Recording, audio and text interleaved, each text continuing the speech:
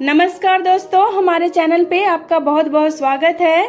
और आज की कहानी है तीसरी रोटी।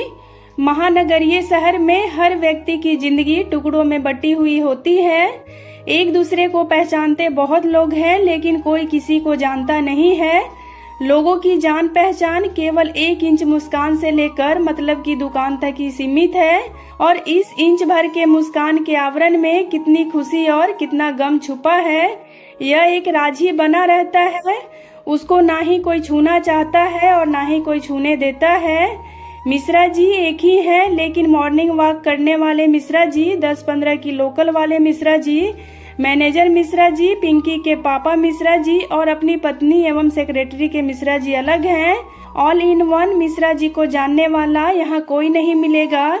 यही यहाँ के जीवन शैली की विशेषता और व्यवस्था है। रोज की तरह मैदान में मॉर्निंग वॉक करने वालों की भीड़ जुट चुकी थी। कोई दौड़ रहा है, कोई जॉगिंग कर रहा है, कोई स्ट्रेचिंग कर रहा है और कोई वॉक एंड टॉक में व्यस्त है।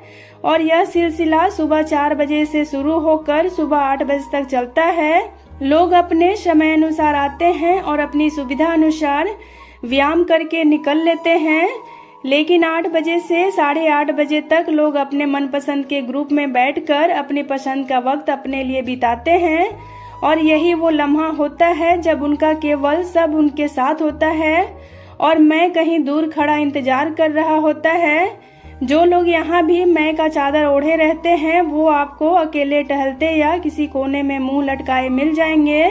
इनमें से कुछ तो मात्र डॉक्टर के इंस्ट्रक्शन पर आते हैं और समझते हैं कि हम दुनिया पर एहसान कर रहे हैं। जॉगिंग ट्रैक के डिवाइडर पर ग्रेनाइट की पट्टी लगी हुई है, उसी पर लोग अपने ग्रुप में बैठकर अपने स्टेटस से आनंद उठाते हैं। इन ग्रुप के बैठक को अलग अलग पॉइंट के नाम से जाना जाता है। भजन मंडली, पॉलिटिकल मंडली, स्पोर्ट्स मंडली, लाफ्टर मंडली, रोमियो पॉइंट और डॉग्स लवर्स इत्यादि। कुछ ज्ञानचंद और खबरचंद ऐसे हैं जो मौसमी पंछी की तरह हर पॉइंट पर फुदकते फिरते हैं, यहाँ निगलते हैं और वहाँ उगलते हैं। मिश्रित प्रजाति के सामाजिक जंतु इस मॉर्निंग वॉक के हिस्सेदार और भागीदार हैं। एक लंबे अंतराल के बाद वर्मा जी तेज कदमों से चले आ रहे थे, जो भजन मंडली के प्रमुख चेहरा हैं और भजन की शुरुआत वही करते हैं। और अपनी अनुपस्थिति में यह उत्तरदायित्व वो किसी और को देकर जाते हैं।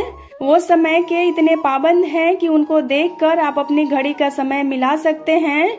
एक रिटायर्ड स्कूल टीचर होने के चलते उनकी पूरी जीवन शैली टाइम टेबल से निर्देशित होती है। सभी लोग उनको आदर देते हैं और उनको गुरुजी कहते हैं। और उनके अनुपस्थिति रहने का भी प्रोग्राम पूर्व नियोजित रहता है। वो अपना कुछ समय कोलकाता में, कुछ समय पैतृक गांव में और बाकी कुछ समय अपने दूसरे बेटे के पास जयपुर में बिताते हैं। रिटायरमेंट के बाद उनकी जिंदगी 3 टुकड़ों में विभक्त हो गई है, जिसका वो बड़े ही प्रेम और संतुलित अनुशासन से निर्वाह करते हैं। इस मंडली में अधिकतर रिटायर्ड लोग ही हैं और अपनी जिंदगी की ढलती शाम को गहन रात्रि में बदलने का इंतजार कर रहे हैं। भजन के बाद सभी अपने अनुभवों और वर्तमान के संघर्ष को एक दूसरे से साझा करते हैं।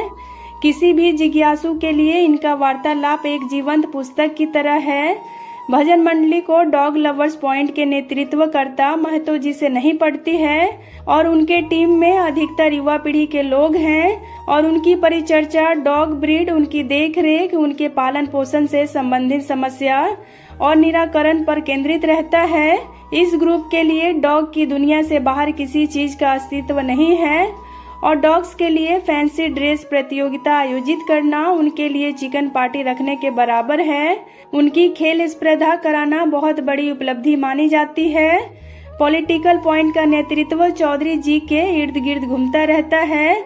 वो रोज कोई न कोई विवादास्पद मुद्दा उछाल देते हैं, जिस पर ज्ञानचंदों और अपनी राजनीति प्रतिबद्धता रखने वालों के बीच बहस कटुता की सीमा तक पहुंच जाती है।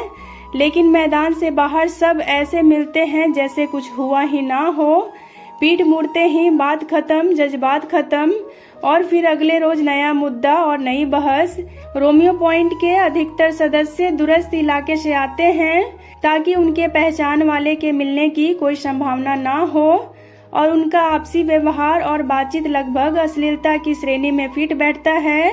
लेकिन उसमें किसी का अपना बच्चा नहीं होता है और कोई भी उच्च श्रृंखल होती युवा पीढ़ी से पंगा नहीं लेना चाहता है, इसलिए लोग उनकी अनदेखी करता है और इसे वो लोग अपनी स्वीकार्यता समझ बैठे हैं।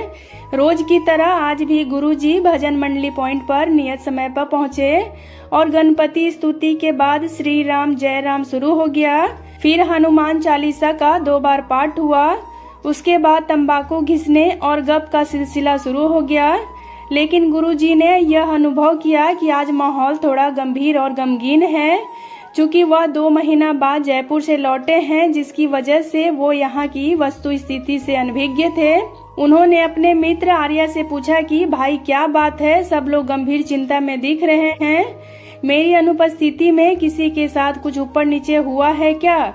तो आर्या जी ने कहा कुछ खास नहीं, बस अपने वो पुरोहित जी जो थे। तो गुरुजी ने कहा हाँ क्या हुआ उनको, कहीं उनका विकेट तो नहीं गिर गया?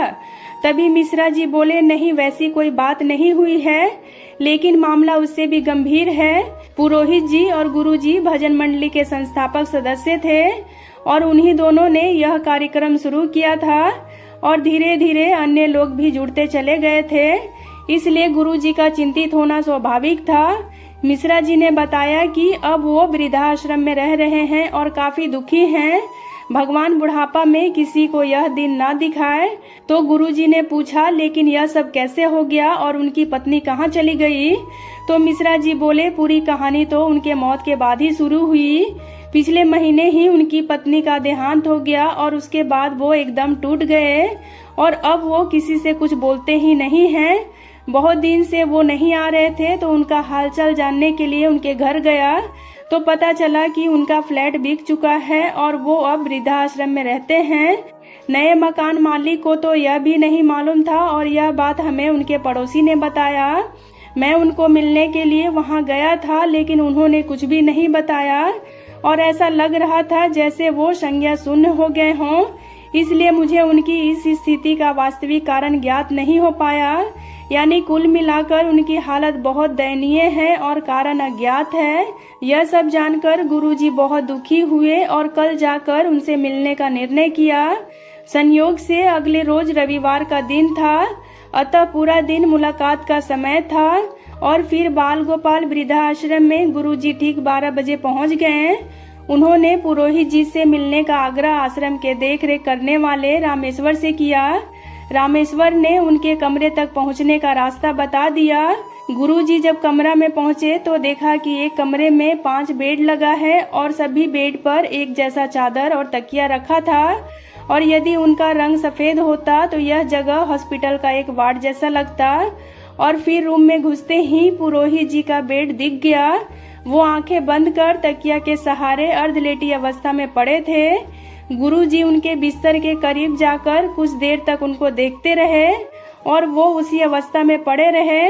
गुरुजी ने जब उनका नाम लेकर अभिवादन किया तो उनकी निद्रा भंग हुई और अपने सामने गुरुजी को पाकर पुरोहित जी के सब्र का बांध टूट गया। वो उनसे लिपट कर छोटे बच्चे की तरह फफक कर रो पड़े। गुरुजी ने भी उनको जी भर कर रोने दिया ताकि उनका मन हल्का हो सके। और तभी उनके बगल के बेड वाले आदमी ने कहा तुम औरत के माफी क्यों आंसू बहा रहे हो? अभी तक अपनों के लिए जिया, अब अपने लिए जीना सीखो। और लगता है यह तुम्हारा दोस्त है, तुम इसको लेकर क्राइम पॉइंट पर चले जाओ और उससे बात करके अपना मन हल्का कर लो। यहाँ पर तुम्हारी बात सुनकर दूसरे लोगों के मनोबल पर असर पड़ेगा। फिर गुरुजी का हाथ पकड़कर वो बाहर आकर गार्डन में बरगद के पेड़ के नीचे रखे बेंच पर बैठ गए। अब तक पुरोहित जी भी कुछ संयमित हो चुके थे।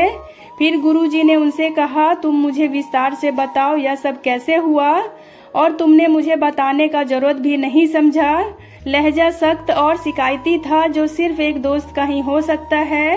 पुरोहित ने अपने हाथों से फिर से नम हो चुकी पलकों को पोंछकर गुरुजी के कंधे पर हाथ रखकर कहा तुमको सब बताता हूँ यार, तुमको नहीं बताऊंगा तो किसको बताऊंगा। और मेरे साथ जो भी हुआ वो मैंने किसी के साथ साझा नहीं किया है। गुरुजी ने कहा बता दे यार, तुम्हारा भी मन हल्का हो जाएगा और मेरे से जो भी होगा मैं तुम्हारी मदद भी करूंगा। तो पुरोहित ने कहा तुम्हारे जाने के कुछ दिन बाद मेरी पत्नी की तबीयत अचानक से बहुत खराब हो गई और उसको आईसीयू में डालना पड़ा। लेकिन वो मुझे हमेशा के लिए छोड़कर चली गई और बेटा बहू से मिलने की इच्छा भी पूरी नहीं हुई। जब तक वो थी मैं खुद को खुशनसीब समझता था। बेटा बहू लंदन में सेटल्ड है, अपना भी रिटायरमेंट के बाद पेंशन इतना मिल जाता है कि कोई कठिनाई नहीं थी। बेटा बहू लंदन से आए और उसकी क्रियाक्रम तक ठहरे और इस बीच उनका व्यवहार बहुत ही अच्छा था। उन लोगों ने मुझे इस बात के लिए मना लिया कि मैं भी उनके साथ लंदन में चलकर रहूं। पासपोर्ट तो पहले से ही बना हुआ था। बेटे ने वीजा भी निकलवा दिया। फिर फ्लैट को यह कहकर बेचवा दिया कि जब यहाँ रहना ही नहीं है तो यह फ्लैट किस काम का। और मैं तो अपनी पत्नी के गम में अपनी सूध बूध में नहीं था और बेटा ने जो भी कहा मैं करता चला गया और उसने जहाँ कहा मैं साइन करता गया। और फिर लंदन जाने का दिन भी आ गया।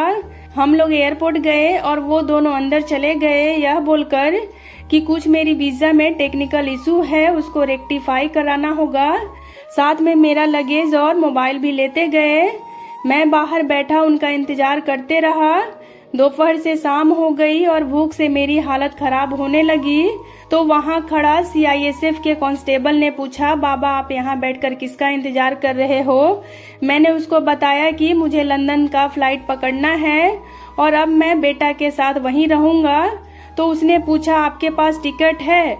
मैंने उसको टिकट का जेरोक्स दिखाया। कागज देखते ही उसने बताया यह फ्लाइट तो 3 घंटे पहले ही जा चुकी है। फिर उसने कहा आप रुकिए मैं चेक करता हूँ कि इसमें आपके बेटे ने बोर्ड किया है या नहीं।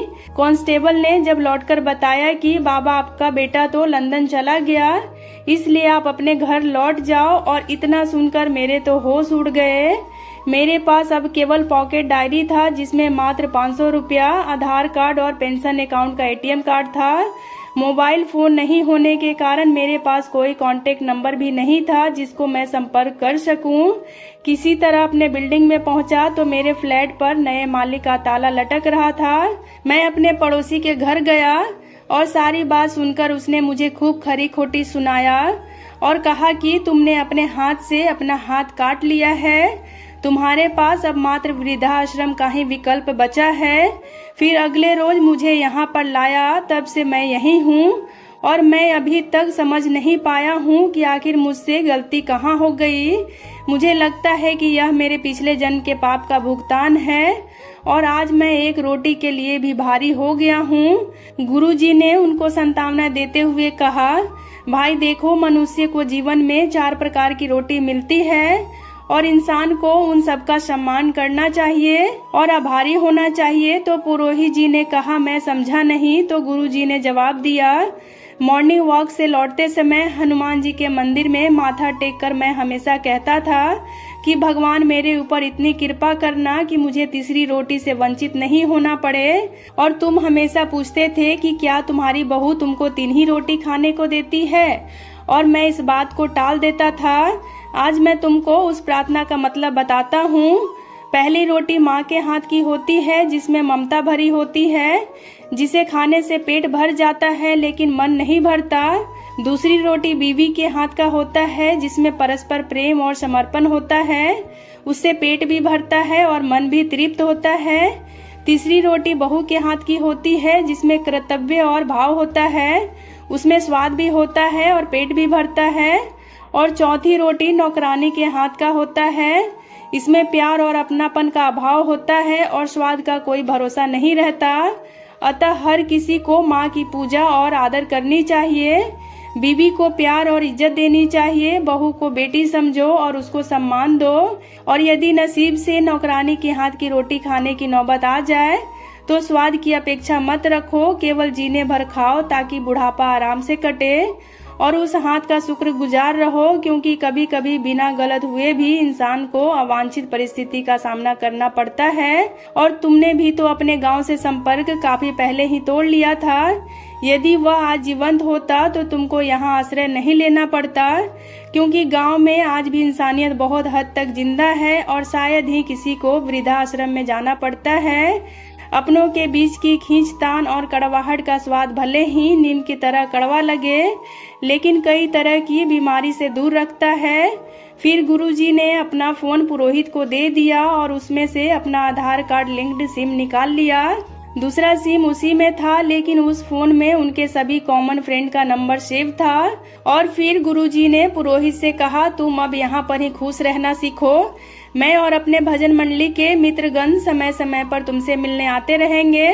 तुम यहाँ के लोगों को ही अपने परिवार की तरह अपना लो, इससे तुम्हारी आगे की यात्रा आसान रहेगी। और जो बीत गई वो बात गई, उनको छोड़कर आगे की यात्रा आनंदमय बनाने का प्रयास करो। और इतना पेंशन तो तुम्हें मिलता ही है कि तुम्हें किसी प्रकार की तंगी अकेले जान को तो नहीं होने वाली। पुरोहित जी ने मुस्कुराकर कहा, तुम्हारी बातों से मुझे बहुत राहत मिली और अब मैं भी तुम्हारे लिए ईश्वर से प्रार्थना करूंगा कि तुम्हारी तीसरी रोटी आजीवन बनी रहे। तो दोस्तों, उम्मीद करती हूँ आपको आज की ये कहानी काफ़ी पसंद आई होगी। तो अगर आपको ये कहानी पसंद आए तो वीडियो को लाइक और चैनल को सब्सक्राइब करना बिल्कुल भी ना भूलें, और हो सके तो इसे अपने फैमिली और फ्रेंड्स के साथ शेयर भी करें। वीडियो में अंत तक बने रहने के लिए आपका बहुत बहुत धन्यवाद।